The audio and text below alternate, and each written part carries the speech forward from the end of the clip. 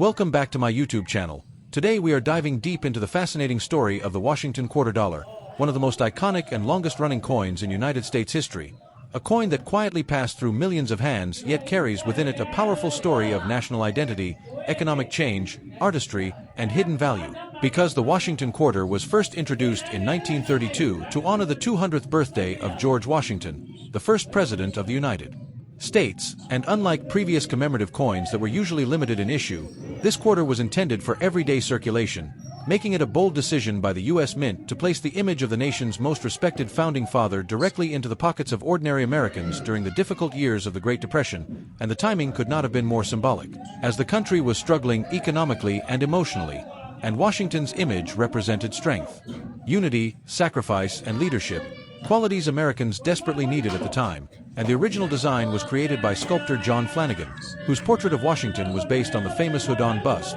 giving the coin a classical and dignified appearance that immediately set it apart from earlier quarters like the Standing Liberty design, which had faced criticism for wear issues and public controversy, and from the very beginning the Washington quarter was struck in 90% silver and 10% copper, giving it intrinsic metal value in addition to its face value of 25 cents, something that modern collectors deeply appreciate today. And these early silver quarters were produced at three major mints: Philadelphia with no mint mark, Denver marked with a D, and San Francisco marked with an S, each adding its own layer of collectability and rarity, especially in the key early years like 1932 D and 1932 S, which were minted in much lower numbers and have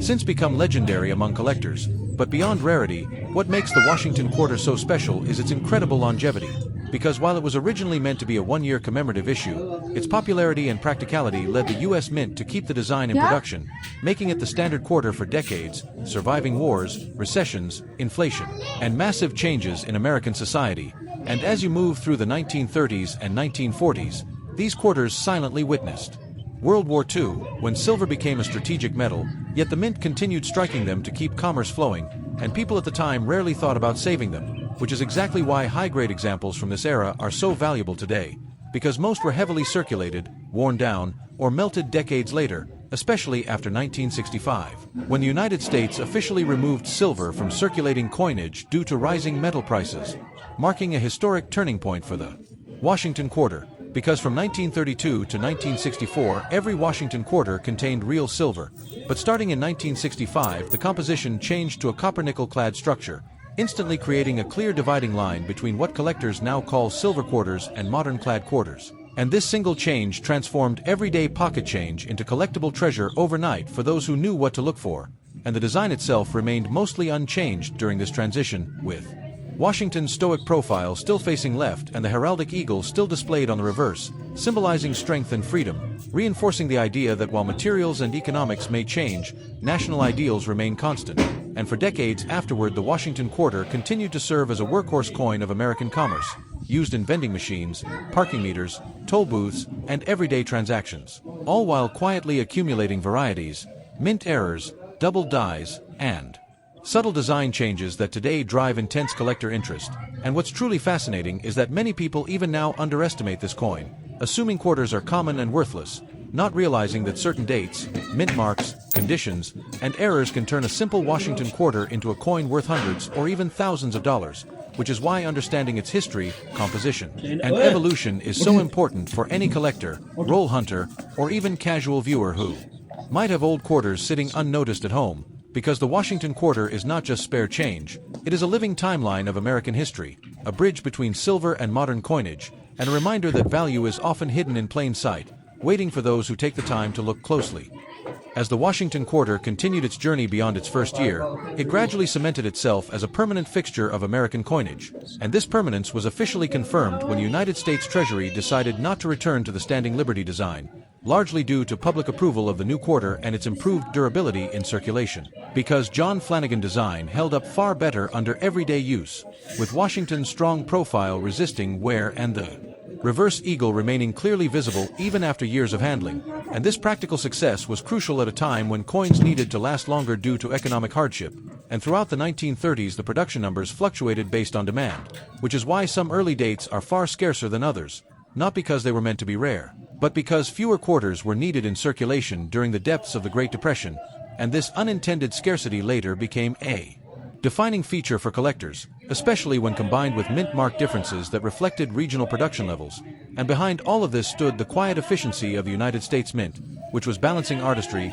economics, and national symbolism while supplying coinage to a recovering nation. And as America moved closer to World War II, the Washington quarter became even more deeply embedded in daily life, used by soldiers, factory workers, and families alike, making it one of the most widely recognized images of George Washington ever produced, arguably more familiar to the average citizen than statues or paintings, because a quarter was something you touched, spent, and relied on every single day. And during the war years, while other denominations experimented with alternative metals, the quarter remained silver, reinforcing its perceived reliability and trustworthiness at a time when uncertainty dominated global affairs. And after the war, as the United States entered a period of economic growth and suburban expansion, the Washington quarter symbolized stability and continuity, quietly adapting to increased demand as commerce expanded, yet still maintaining the same dignified appearance that had defined it since 1932. And it is during these post-war decades that subtle design refinements occurred, including changes in relief, spacing, and minting quality. Differences that may appear minor to the untrained eye but are critical to collectors who study die states, strike sharpness, and luster. And these small details are what separate an ordinary circulated coin from a premium quality example, because a fully struck Washington quarter with strong detail on Washington's hair and a crisp eagle on the reverse tells a story not only of history but of craftsmanship. And by the late 1950s and early 1960s, as silver prices began to rise, few could have predicted that an era was coming to an end, yet the Washington quarter stood at the center of this transition, poised to become the last regular circulating silver quarter in U.S. history, making every piece struck before 1965 a silent witness to a vanished monetary system. And this is why collectors today view the Washington quarter not merely as a coin, but as a dividing line between old and new America, between intrinsic metal value and fiat-based modern coinage, a role that gives even common dates historical weight and enduring appeal. As the Washington quarter moved deeper into circulation history, the real fascination for collectors begins with understanding how minting locations, production techniques, and subtle variations created an entire landscape of desirability. Because while millions upon millions of quarters were struck, not all were created equal, and the differences between coins from Philadelphia, Denver, and San Francisco tell a story of regional demand, machinery condition, and even human decision-making at the presses. And at the heart of the design remains George Washington, whose portrait became a constant while everything around it slowly evolved. And during the 1930s and 1940s, the Philadelphia Mint produced coins without mint marks, which often confuses beginners. Yet these no-mint mark quarters are sometimes the most important issues because Philadelphia was the primary production hub and its output reflected national economic conditions most directly, while Denver and San Francisco quarters, bearing their small but powerful D and S mint marks, frequently had lower mintages, especially during years when Western commerce slowed or wartime priorities shifted production. And this is why certain dates from these mints instantly command attention among collectors today, not because they were advertised as rare, but because time quietly reduced their availability. And beyond mint marks, strike quality plays a massive role in value, as early Washington quarters were produced using older presses that sometimes failed to bring up full details, particularly in Washington's hair above the ear and on the eagle's breast feathers. So when a coin appears with unusually sharp detail, it signals not just preservation but exceptional minting conditions. And this is where grading becomes critical, because a single grade point can dramatically change value, especially in higher mint state levels where population numbers drop sharply, and collectors carefully study luster, surface marks, and toning, understanding that natural silver toning, when attractive, can elevate a coin far beyond its book value, transforming it into a visually stunning artifact of American history. And as the series progressed into the 1950s and early 1960s, consistency improved, yet the rising price of silver introduced a new dynamic, as people began to hoard coins, unknowingly creating future scarcity in high grades while circulation quality examples continued to wear down. And then came the pivotal moment in 1965, when silver was removed from circulating quarters, instantly freezing the Washington silver quarter era in time, making every pre-1965 coin a relic of intrinsic value, struck in 90% silver and tied forever to the old monetary system. And this transition dramatically reshaped collecting priorities, because suddenly even common dates had metal value, while rare dates gained an extra layer of desirability, combining historical importance with bullion worth. And through it all, the role of the United States Mint cannot be overstated, as it managed this enormous transition while keeping the familiar design intact, ensuring continuity for the public even as the material itself changed. And for collectors today, Understanding these production realities is essential, because the Washington Quarter is not just a single coin but a complex series where economics, metallurgy, craftsmanship, and national identity intersect, and every coin you hold represents a specific moment when all these factors aligned, making Part 2A of this journey less about dates and prices and more about learning how to truly see the Washington Quarter for what it is, a living timeline of American coinage evolution. As collectors move beyond basic minting knowledge, the Washington Quarter reveals its most exciting side through varieties, errors, and condition rarities, because this is where ordinary-looking coins transform into highly sought-after treasures. And many people are surprised to learn that some of the most valuable Washington Quarters are not the lowest mintage issues, but coins that survived in exceptionally high condition or display dramatic mint errors. And this reality becomes clear when we examine how coins were actually produced at facilities like the Philadelphia Mint, where speed often mattered more than perfection, resulting in dies that were overused, misaligned, or inadequately polished, leading to doubled dies, repunched mint marks, and die cracks that today serve as fingerprints of authenticity for specialists, while at the Denver Mint, colder climates and different press setups sometimes produced sharper strikes but also unique stress fractures in dies, creating bold cuts and retained breaks that collectors prize for their dramatic appearance. And at the San Francisco Mint, lower mintages combined with careful production meant fewer coins overall, but when errors occurred, they often slipped through unnoticed because inspection volumes were smaller, making certain San Francisco varieties disproportionately rare today. And among all Washington Quarters, double die outbursts hold a special place, especially those where Washington's motto, date, or lettering shows clear separation, because these are not post-mint damage but mechanical anomalies created during the die-making process, and once identified, they cannot be replicated, locking their population forever. And equally fascinating are off-center strikes and broad strikes, where planchets were not properly seated in the collar, producing coins that visually tell the story of a split-second malfunction on the mint floor. And while such errors might have been considered defective at the time, modern collectors see them as snapshots of industrial history, frozen in metal. And then there are condition rarities, which often surprise new collectors the most, because a common 1940s Washington Quarter might be worth only a few dollars in circulated condition, yet the same date graded MS67 or higher can command thousands, simply because so few coins escaped contact marks during mass production and storage in mint bags. And this is why population reports matter so much, as they reveal not how many coins were made, but how many survive in elite condition. And toning adds another layer of complexity, because natural rainbow or crescent toning caused by decades of storage can elevate a coin's desirability beyond numerical grade, appealing to collectors who value eye appeal as much as technical perfection. And as auction records show, two coins with identical grades can sell for wildly different prices depending on color, luster, and overall presence, proving that Washington Quarter collecting is as much art as science. And when all these factors combine, variety, error, grade, toning, and historical context, the series becomes endlessly deep, rewarding patience, study, and curiosity. And this is why seasoned collectors often say the Washington Quarter is one of the best series to learn on, because it teaches you how to look beyond the date and mint mark, training your eye to recognize true rarity, subtle differences, and the hidden stories that every coin carries from the moment it left the press to the moment it enters your collection.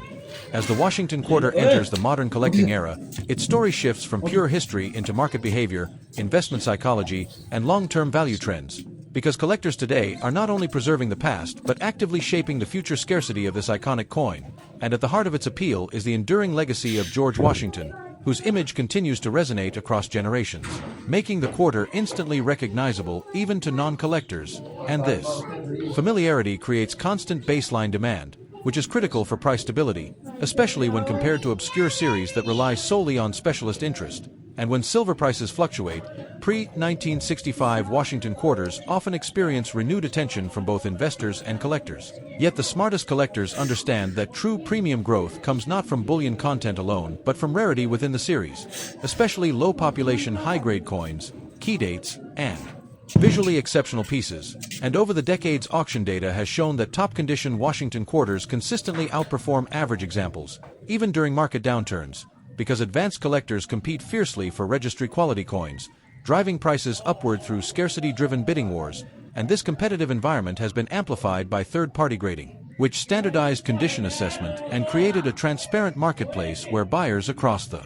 world can confidently bid on coins they have never seen in person, transforming the Washington Quarter from a pocket change relic into a globally traded collectible. And as a result, coins that once traded quietly at local shops now headline major auctions, particularly early-date mint-state examples with strong strikes and original luster. And another important factor influencing value is long-term survivability, because while millions of Washington quarters were melted during silver booms in the late 20th century, especially common dates, high-grade survivors were disproportionately destroyed due to lack of foresight, unintentionally increasing rarity at the top end of the grading scale, and this phenomenon continues to support strong prices today, as collectors realize that no new mint-state silver quarters can ever be created, locking supply permanently and beyond silver issues. Later-clad Washington quarters with major errors, rare transitional varieties, or exceptional proof quality have also gained traction, proving that value is not limited to precious metal content but can emerge wherever rarity and demand intersect. And for long-term collectors, the Washington quarter offers a unique balance of affordability and upside potential, allowing beginners to enter the series with modest budgets while still offering elite-level coins capable of commanding five-figure prices. And this wide value spectrum ensures constant activity at all levels of the market, keeping the series vibrant and relevant. And as collecting trends evolve, with younger collectors entering the hobby through online platforms, educational content, and digital auctions, the Washington Quarter remains a gateway series, often serving as the first historical U.S. coin people learn to appreciate deeply, and this generational continuity is perhaps its greatest strength, because as long as collectors continue to study, compete, and care about the story behind the coin, the Washington Quarter will remain not just a piece of currency, but a living artifact whose value is sustained by history, emotion, and the unending human desire to own a tangible piece of the past. As we reach the final phase of the Washington Quarter's journey, everything comes together into a clear picture of why this coin continues to command respect, fascination, and lasting demand among collectors worldwide, because beyond mintages, errors, and grades lies the emotional and historical gravity of a coin that has circulated through wars, economic booms, recessions, and generational change, quietly passing from hand to hand while preserving a constant national identity. And this is especially powerful when you consider how the United States Mint transformed the quarter from a simple commemorative issue in 1932 into one of the longest-running portrait designs in American coinage history, a decision that unintentionally created a vast and layered collecting field where each decade tells a different story through metal composition, strike quality, and survival rates. And for collectors today, owning Washington quarters is not just about completing date and mint sets but about understanding context, because a lightly worn 1930s silver quarter speaks of the Great Depression, wartime-era quarters reflect massive industrial output and national sacrifice, and later-clad issues mirror the economic shifts that changed everyday money forever, and this layered narrative gives the series emotional depth that cannot be measured by price guides alone, which is why advanced collectors often describe their best coins not by value but by character, originality, and the feeling they evoke when held under light. And as the hobby evolves with online auctions, registry competition, and global participation, the Washington Quarter continues to adapt without losing relevance, proving that classic designs with strong historical roots can thrive even in modern collecting environments. And this adaptability ensures that demand does not fade, but instead renews itself with each generation of collectors who discover that rarity is not always obvious and value is often hidden in details overlooked by the casual eye. And perhaps the greatest lesson the Washington Quarter teaches is patience, because the most rewarding finds often come from careful study, slow searching, and the willingness to learn from every coin examined, whether valuable or not. And in that sense, the series rewards curiosity as much as capital, making it ideal for both beginners building knowledge and veterans refining taste. And as long as people continue to seek tangible connections to history, artistry, and national heritage, the Washington Quarter will remain more than a denomination. It will remain a symbol of continuity, resilience, and discovery, closing the chapter not with an ending but with an open invitation to keep collecting, keep learning, and keep looking closer, because the next great coin is often already in someone's hand, waiting to be understood. Thanks for watching.